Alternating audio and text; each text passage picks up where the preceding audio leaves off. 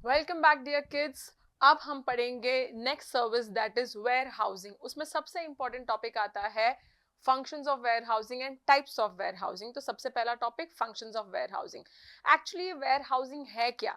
देखो, ऐसे कुछ गुड्स है जो हमें हर बार चाहिए होते हैं, जैसे अपना मिठाई या शुगर है ना, जो उसमें सबसे इंपॉर्टेंट इंग्रेडिएंट है।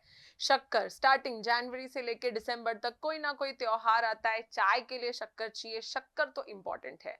लेकिन ये बनती किस चीज से है? Sugarcane. अब ये शुगर केन पूरे साल भर थोड़ी ना प्रोड्यूस होता है, ये तो एक पर्टिकुलर पीरियड ऑफ टाइम के लिए ही प्रोड्यूस होता है।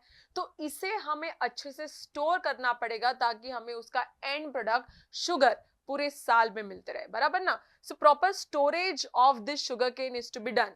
तो इसको स्टोर करते वक्त बच्चा जो हम लोग अरेंजमेंट्स करेंगे, जैसे कि क्या, प्रिजर्विंग दैट गुड है ना, preserving the sugarcane in a proper intact manner, खराब नहीं होना चाहिए इतना सारा प्रोड्यूस। और उसके साथ साथ जब हम लोग उसका शुगर बनाएंगे बच्चा, शुगर को भी बहुत अच्छे से स्टोर करना पड़ेगा, नहीं तो वो भी खराब हो जाएगा, राइट। यही स्टोरेज फैसिलिटी को है ना, जब हम लोग एक लार्ज स्केल या एक बड़े स्केल पे करते हैं, उसे हम लोग कहते हैं वेयर हाउसिंग। तो वेयर हाउस क्या है? एक ऐसी जगह जहां पे आप लोग गुड्स को स्टोर कर सकते हो till the time you actually use them. Okay, so warehousing creates, just because मैंने अभी बताया कि till the time you can use them, इसको हम लोग टाइम यूटिलिटी में बदल देते हैं, या you could say warehousing gives us time utility. Time का यूजेबिलिटी हमें मिलता है, टाइम का इंपॉर्टेंस वेयर हाउस से पता चलता है। ओके, हर बार जैसे हम डेफिनेशंस पढ़ेंगे, because this is fourth chapter, most important one. हर एक सर्विस का डेफिनेशन है, इस सर्विस का डेफिनेशन ना बच्चा सबसे इजीएस्ट है। Mark my word, see what it says. warehouse is defined as an establishment for the storage and accumulation of goods। accumulation मतलब जमा करना है ना, एक जगह पे लाके रखना, तो वही storage and accumulation of goods। बस इतना एक वन लाइनर डेफिनेशन है, ऑफ कोर्स अभी के अभी बाय हार्ट हो जाना चाहिए तुमसे। ओके, चलो इसके एक एक फंक्शन देखते हैं। ऑफ कोर्स सबसे पहला फंक्शन जो वेयर हाउस देगा वो है गुड्स स्टोरेज का। गुड्स हम लोग यहाँ पे स्टोर करेंगे, कब तक? जब ये गुड्स बनते हैं, वहां से उसका फिनिश्ड प्रोडक्ट जब तक नहीं बनता तब तक हम लोग यहाँ पे रख सकते हैं। तो that means from the time of their production till the time of that consumption, ये आम जो है हम अपने है ना वेयर हाउस में स्टोर कर सकते हैं। नेक्स्ट आता है तुम्हारा price stabilisation. Now what do you mean by price stabilisation बच्चा? जब भी हम लोग प्राइस स्टेबलाइजेशन की बात करेंगे, देखो वेयर हाउस कीपर के पास एक बहुत अच्छा ऑप्शन है कि गुड्स अच्छे से स्टोर करके रखे। कई बार ऐसा होता है कि गुड्स का प्राइस ड्यू टू डिमांड है ना बढ़ जाता है, डिमांड की वजह से प्राइस बढ़ गया, या यू कुड से सप्लाई कम होने की वजह से प्राइस बढ़ गया। तो उस वक्त उस प्राइस को नीचे, प्राइस को थोड़ा स्टेबलाइज करने के लिए वेयर हाउस में से हम लोग अपने माल को थोड़ा सा ज्यादा सप्लाई करेंगे, तुरंत सप्लाई बढ़ जाएगा और प्राइस ऑफ दैट प्रोडक्ट थोड़ा नीचे, थोड़ा एक लेवल पे आ जाएगा जिसपे सारे कंज्यूमर्स के लिए ना ये प्रॉफिटेबल हो। So that way we can say हम लोग प्राइस स्टेबलाइज करवा सकते हैं एज एंड व्हेन नीडेड।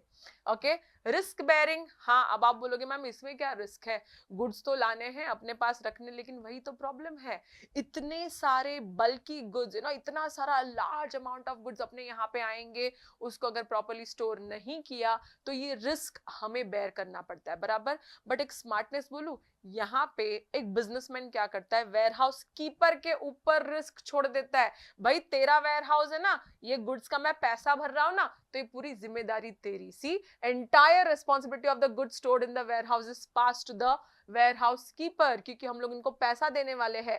तो risk of loss, damage, goods, ये सारी चीजें पूरे वेयर हाउस कीपर के ऊपर चली जाती है, अपने को रिस्क लेने का टेंशन नहीं है। सो ही इज बाउंड, अगर हम लोग उसको पैसा दे रहे हैं, he is bound to give me the, जैसा माल दिया था फ्रेश का फ्रेश वैसा ही मेरे को मिलना चाहिए, बराबर कि नहीं, उसके लिए हम पैसा दे रहे हैं। तो रिस्क लेने का नहीं, रिस्क देने का किसको? वेयर हाउस कीपर के सिर के ऊपर है ना।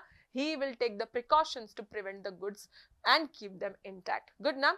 इतना ही नहीं, तो हम लोग इस वेयर हाउस में और एक अच्छा फंक्शन है बच्चा, फाइनेंसिंग करवा सकते हैं। देखो प्रोडक्ट्स है, प्रोडक्ट्स पैसे से आते हैं ना, इतना सारा प्रोडक्ट अगर आपने किसी वेयर हाउस में रखा है तो वही वेयर हाउस कीपर, हम लोग बोलते हैं डिपॉजिटर जो है ना, वो अपने को एक चिट्ठी देता है जिसको हम लोग बोलते हैं warehouse warrant. Okay, warehouse keepers warrant. अब ये चिट्ठी क्या है? ये प्रूफ है कि हमारे प्रोडक्ट उसके वेयर हाउस में पड़े हैं, बहुत सारे प्रोडक्ट है, ओके, एंड कितने अमाउंट के प्रोडक्ट पड़े हैं, ये समथिंग लाइक दैट। अब ये क्या कर सकती हूँ, ये जो डिपॉजिट व्हाटएवर है ना, या वेयर हाउस कीपर वारंट जो भी है, ये सारी चीजें मैं एंडोर्स करवा सकती हूँ। देखो, the warehouse warrant and the receipt, receipt की मतलब गुड्स क्या क्या है यहाँ पे, ये पूरा है ना मैं एंडोर्स करवा सकती हूँ किसी और के ऊपर ट्रांसफर। इन शॉर्ट क्या है, ये मैं किसी तीसरे बंदे के पास जाके दे सकती हूँ, बोल सकती हूँ देख भाई, मेरा इस वेयर हाउस में इतने इतना माल पड़ा है, इतने इतने करोड़ों का लाखों का माल पड़ा हुआ है, मुझे लोन चाहिए, है ना, लोन के लिए गिरवी ये रहा, है ना, वेयर हाउस कीपर का वारंट है, देखो मेरे पास रिसिप्ट है, अगर मैंने लोन नहीं भरा, ये पूरा माल आपका, माल का कुछ तो वैल्यू है ना, लाखों करोड़ों, तो this can be kept as a security, you could say. Thus the owner of the goods can raise finance from banks, financial institution through this way. तो financing का भी facility अपने को मिलेगा इससे। नेक्स्ट आता है ग्रेडिंग एंड ब्रांडिंग। बच्चा कैसे होता है, कई बार ना वेयर हाउस में यूज से होलसेलर्स, मैन्युफैक्चरर्स, ये लोग अगर किसी किसी अपने प्रोडक्ट्स ना वेयर हाउस कीपर को देते हैं, तो वेयर हाउस कीपर को ना ऐसा पूरा का पूरा ऐसी रॉ मटेरियल रॉ फॉर्म में दे देते हैं। और ये क्या चाहते हैं, ये लोग चाहते हैं कि वो गुड्स को वो छोटे छोटे पैकेट्स में है ना डाले, उसका ब्रांडिंग करे।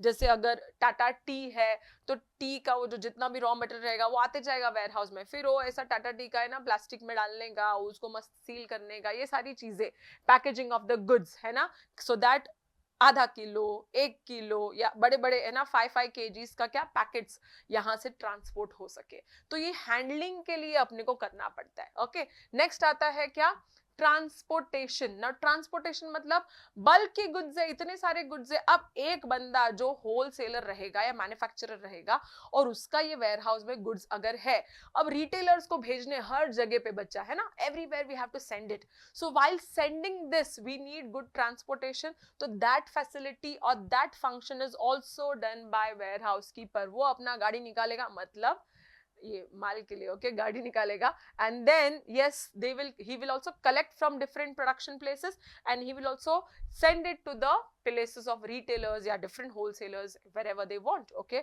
वहां पे डिलीवर करके आएंगे।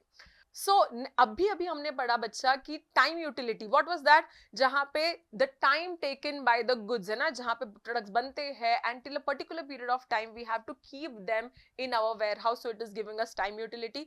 और अभी इसके पहले वाला एक ही पॉइंट पढ़ा, that was transportation. What transportation gives us, place utility, production की जगह से, प्लेस से अपने पास प्रोडक्ट्स लेकर आए और यहां से हमने आगे बेच दिया, बराबर कि नहीं, तो that is place utility. Both the utilities are given by warehouse for us. Okay, then next आता है तुम्हारा प्रोसेसिंग। यस, बहुत इंपॉर्टेंट है प्रोसेसिंग।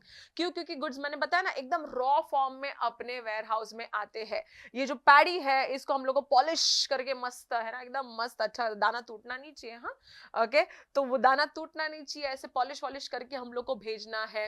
ओके, या कई बार हम लोग है ना टिम्बर को है ना सीजन करते हैं, मस्त एकदम ऐसा ऐसा गोरा गोरा बनाते हैं, अच्छा खासा, इसके ऊपर जितना भी जो कुछ भी लगा हुआ है इसको सबको है ना निकाल के, we need to process that है ना, so that this can be sold outside to the market, furniture market maybe. okay, next आता है तुम्हारे fruits को हम लोग को क्या करना पड़ेगा, ripen है ना, ऐसे कच्चा आम तो खाते हैं हम लोग वैसे, लेकिन इतना नहीं, ये ज्यादा टेस्टी है। ओके, तो ये इधर से इधर लाने के लिए हम लोग प्रोसेसिंग करते हैं, ये पूरा प्रोसेसिंग का काम बच्चा एक वेयर हाउस में करेंगे हम लोग। ओके, सो इतना ही था अपना functions of this warehousing. इसके बाद वाला stay tuned for types of warehousing, that is also very important topic for 4 marks. Stay tuned.